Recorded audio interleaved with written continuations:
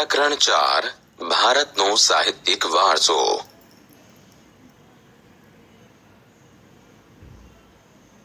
પ્રસ્તાવના। માનવીએ પોતાના વિચારો, ભાવો, લાગણીઓ અને ઉર્મિઓ વગેરેને અન્ય માનવી કે પ્રાણીઓ સુધી પહોંચાડવા માટે કેટલાક હાવભાવ, સંકેતો કે ચિત્રોનો આશરો લીધો અને કેટલાક ધ્વનિઓ કર્યા। તેમાંથી બોલી અને લિપિનો ઉદ્ભવ થયો। આ લિપિએ ભાષાના ઘડતરમાં મોટો ફાળો આપ્યો। સમયાંતરે પોતાના વિચારો અભિવ્યક્ત કરવા માટે ભાષાનો ઉપયોગ થયો। આ ભાષાના સર્જનાત્મક પ્રયોગથી સાહિત્યનું સર્જન થવા પામ્યું। પ્રાચીન કાળથી ભારતીય સાહિત્ય તેની વિવિધતા અને વિશિષ્ટતા માટે પ્રખ્યાત છે। ભારતના વિદ્વાનોએ પ્રાચીન સાહિત્યના 2 ભાગ પાડ્યા છે, એક વૈદિક સાહિત્ય અને 2 પ્રશિષ્ટ સાહિત્ય। આ ઉપરાંત કેટલીક લોકબોલીઓ એટલે કે લોકભાષાઓમાં રચાયેલું સાહિત્ય પણ પ્રચલિત હતું।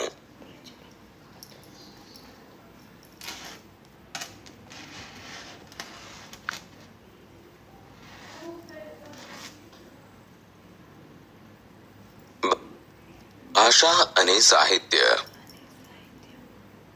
ભારતના ઇતિહાસમાં આપણે એક નજર નાખીએ તો સદીઓથી વિવિધ ભાષાઓનો ઉદ્ભવ થયેલો જોવા મળે છે। આ ભાષાઓએ એકબીજા પર અસર કરી અને પ્રભાવ પાડ્યો, તેથી ભાષાઓના સમૃદ્ધ સાહિત્યમાં પરિવર્તન આવ્યું। પરિણામે નવી નવી ભાષાઓ અને નવા નવા સાહિત્યનું સર્જન થયું। તેનું ઉત્તમ ઉદાહરણ સંસ્કૃત ભાષા છે।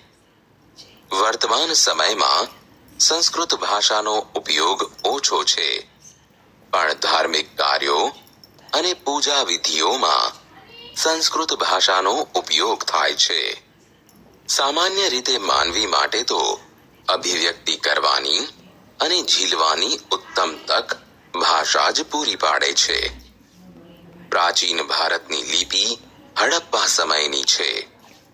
આ લિપિ આજે પણ ઉકેલી શકાઈ નથી।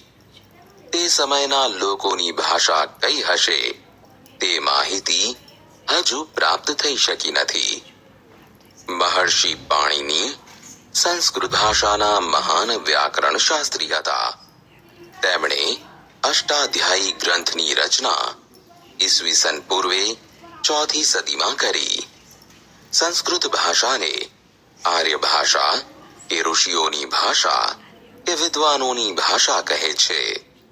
આજના સમયમાં પણ વિશ્વ કક્ષાએ સર્વ સ્વીકૃત એટલે કે ખાસ કરીને કમ્પ્યુટર ક્ષેત્રે બની છે।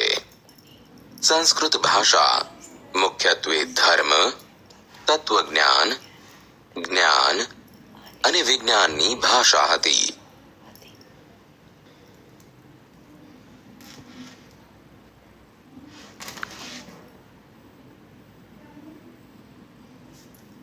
પ્રાચીન ભારતીય સાહિત્ય।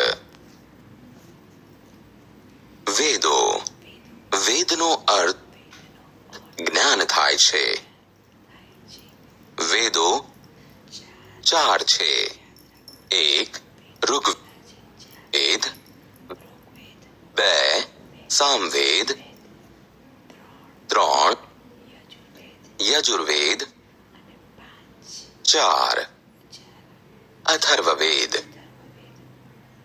ભારતીય સાહિત્યનું પ્રાચીનતમ પુસ્તક ઋગ્વેદ છે। આ કુલ 1028 ઋચાઓનો સંગ્રહ છે। ઋગ્વેદ 10 ભાગમાં વહેંચાયેલ અદ્ભુત ગ્રંથ છે। આ ઋચાઓમાંથી મોટા ભાગની દેવોને લગતી સ્તુતિઓ છે। આ સ્તુતિઓ યજ્ઞ પ્રસંગે કરવામાં આવતી। તેમાંથી ઉષાને સંબોધન કરતી કેટલીક સ્તુતિઓ ખૂબ જ મનમોહક છે. આ ગ્રંથ સપ્ત સિંધુ પ્રદેશમાં વસેલા આર્યોની રાજકીય, સામાજિક, ધાર્મિક તેમજ આર્થિક બાબતોનું વર્ણન કરે છે. ઋગ્વેદ પછી બીજા 3 વેદોની રચના કરવામાં આવી, જેમાં સામવેદ ઋગ્વેદની ઋચાઓનું ગાન કરવા માટે રચવામાં આવ્યો છે. આ શ્લોકો રાગ અને લય સાથે ગવાય છે, માટે તેને સંગીતની ગંગોત્રી કહે છે. યજુર્વેદ યજ્ઞનો વેદ કહેવાય છે. આ વેદ ગદ્ય અને પદ્યના સ્વરૂપે રચાયેલ છે. યજ્ઞ વખતે બોલવામાં આવતા મંત્રો, ક્રિયાઓ અને વિધિઓનું વર્ણન તેમાં કરવામાં આવ્યું છે. અથર્વવેદમાં અનેક પ્રકારના કર્મકાંડો અને સંસ્કારોનું વર્ણન કરવામાં આવ્યું છે.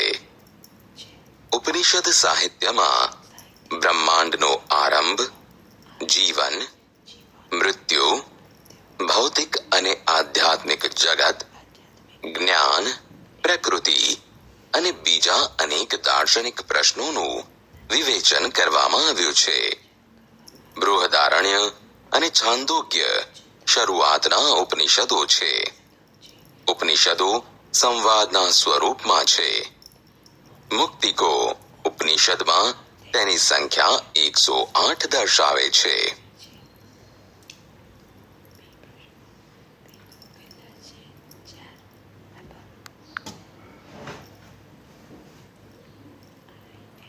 બ્રાહ્મણ ગ્રંથો વેદોના મંત્રોનો અર્થ સમજવા માટે તેના પર સમાવેશ થાય છે. એમાં જુદા જુદા યજ્ઞો અને તેને લગતી વિધિઓ માટેનું માર્ગદર્શન આપવામાં આવ્યું છે. આરણ્યકો આર્યો તેમના જીવનનો અંતિમ સમય અરણ્યમાં જઈને ગાળતા. વન અથવા અરણ્યમાં આશ્રમ બાંધી સતત ચિંતન કરીને રચાયેલા તત્વજ્ઞાનથી ભરપૂર એવા સાહિત્યને આરણ્યકો કહે છે. વેદાંગ આ સાહિત્યમાં કર્મકાંડો ઉપરાંત જ્યોતિષ, વ્યાકરણ અને ખગોળશાસ્ત્રનો સમાવેશ થાય છે. ભારતના 2 મુખ્ય મહાકાવ્યો રામાયણ અને મહાભારત છે. તેઓ પ્રાચીન ગ્રંથો છે. આ મહાકાવ્યોનું વર્તમાન સ્વરૂપ તો ઈસવીસનની 2જી સદીમાં મળ્યું. રામાયણમાં અયોધ્યાના રાજવી રામચંદ્રની કથા આપી છે. આ મહાકાવ્ય મહાભારત કરતા ઘણું નાનું છે. તેમાં અનેક દિલચસ્પ ઘટનાઓ તથા સાહસોનું વર્ણન કરાયેલ છે. મહાભારતમાં લગભગ 1 લાખ શ્લોક છે. તે વિશ્વનો સૌથી મોટો કાવ્ય ગ્રંથ છે. પાંડવો અને કૌરવો વચ્ચે થયેલ યુદ્ધ તેનો મુખ્ય વિષય છે. તે છતાં તેમાં અનેક નાની મોટી વાર્તાઓને પણ જોડી દેવામાં આવી છે. મહાભારતના શ્રીમદ ભગવદ્ ગીતામાં ગહન દાર્શનિક સિદ્ધાંતોનું વિવેચન કરવામાં આવ્યું છે. તેમાં મોક્ષ પ્રાપ્તિના 3 માર્ગો, જ્ઞાન, કર્મ અને ભક્તિ માર્ગનું વિવેચન કરવામાં આવ્યું છે.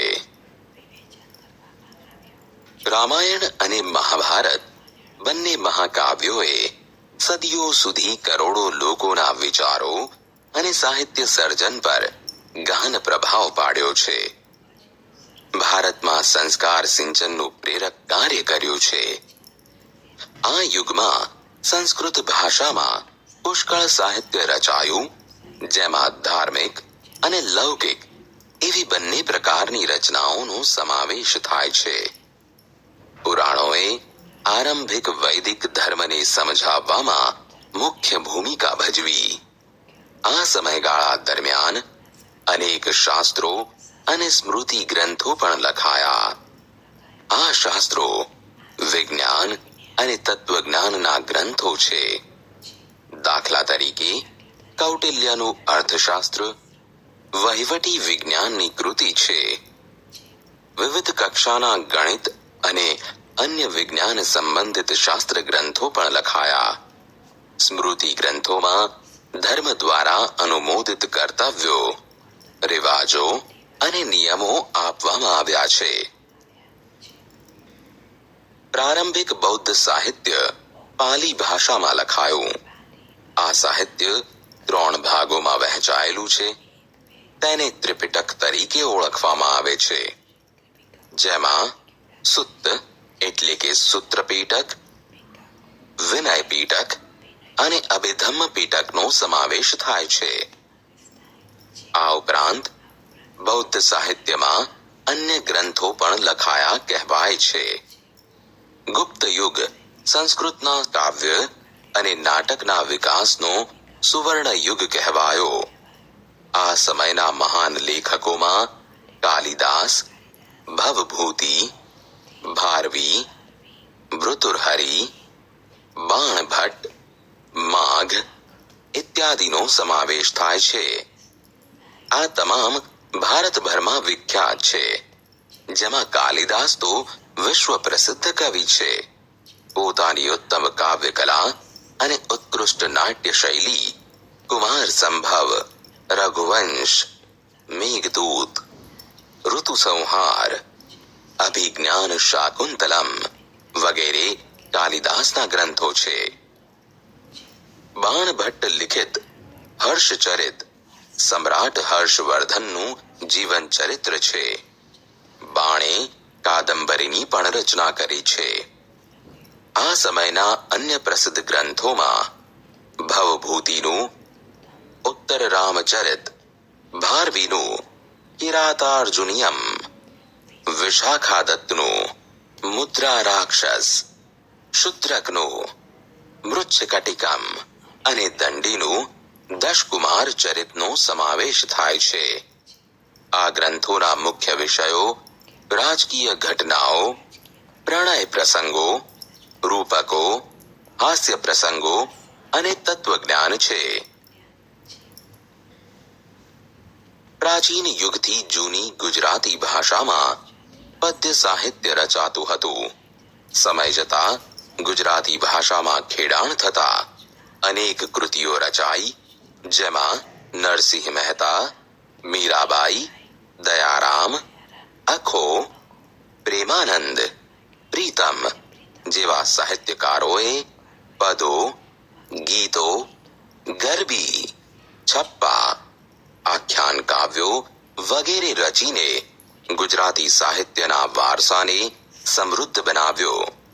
એ પછી નર્મદ, નવલરામ, કિશોરલાલ મશરૂવાલા, પન્નાલાલ પટેલ, ઉમાશંકર જોશી, મહિપતરામ રૂપરામ, નીલકંઠ ગોવર્ધનરામ ત્રિપાઠી જેવા સાક્ષર વર્યોએ ગુજરાતી સાહિત્યને ખૂબ સમૃદ્ધ બનાવ્યું હતું. તમિલ, તેલુગુ, કન્નડ અને મલયાલમ નામની 4 દ્રવિડ ભાષાઓના સાહિત્યનો આ સમયમાં વિકાસ થયો, જેમાં સૌથી જૂની ભાષા તમિલ છે. તેનું સાહિત્ય ઈસવીસનના પ્રારંભ જેટલું જૂનું છે. ભારતની પ્રચલિત પરંપરા અનુસાર 3 સંગમોનું આયોજન થયું, જેમાં અનેક સંતો અને કવિઓએ પોતાની રચનાઓ તૈયાર કરી. સંગમ સાહિત્યના અનેક વિષયો છે, જેમ કે રાજનીતિ, યુદ્ધ, પ્રેમ પ્રસંગ વગેરે. આ સાહિત્યનો પ્રસિદ્ધ ગ્રંથ એતુથોકાઈ, 8 કાવ્યોનું સંકલન, તોલકાપ્પિયમ વ્યાકરણ ગ્રંથ, પત્તુપાદુ 10 ગીતો. આ પૈકીના એક કવિ તિરુવલ્લુવરે વિખ્યાત ગ્રંથ કુરુલની રચના કરી. આ કાવ્ય ગ્રંથમાં જીવનના અનેક પાસાઓનું વિવેચન કરવામાં આવ્યું છે. શીલપત્તિકારમ અને મણિમેખલાઈ